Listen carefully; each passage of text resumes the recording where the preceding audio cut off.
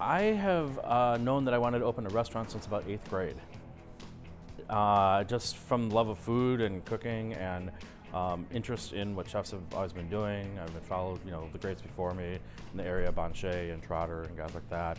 And I just knew I wanted to do a restaurant. I knew the whole goal all along through even high school was someday having a restaurant. So I've worked every station. I've worked almost every aspect of a restaurant, knowing that this would be here someday. So you must have seen how the restaurant industry has changed. Like oh yes. And how do you think the Chicago diner has changed over the last 10 years, let's say? I think the Chicago diner has changed in that it's really based on quality of food. I think that the dining scene has changed just overall for the whole country, where it's not, silver and white tablecloths all the time, but it's really about the quality of food.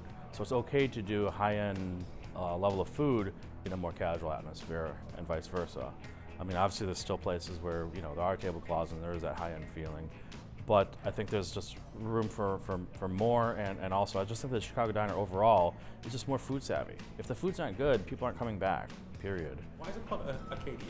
Acadia was a region that is now Maine, and it's just an homage to about 12 or 13 summers of me spending in Maine.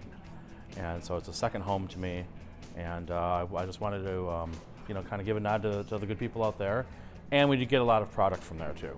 90% of our lobster all comes from Maine, and it's flown in every day. And literally not even out of the water 24 hours by the time we get it. I think the interesting and funny thing about our lobster rolls, which, that seems to be the craze now, and everyone does a version or some take on a lobster roll. Ours is different, and what sets ours apart is I literally have a woman in Maine on the little island that I grew up summers on, cleaning out grocery stores all over the island and shipping me the buns. And I've tried getting people here, bread companies I've tried making in my own, they're just not the same. So I said the only way to get the classic, the real thing, is to get the real thing. So they think I'm nuts because they say, this is a $2 pack of hot dog buns. But we get them, I call them smuggled buns, because we get them here a couple times a week. In fact, when I go to Maine, I usually have a whole suitcase full of buns. In fact, I got stopped this year going through security because they really thought it was something else. They're like, this can't just be a suitcase full of hot dog buns. Yeah, but it was. Who's the dude carrying all the buns? Yeah, in the suitcase? exactly.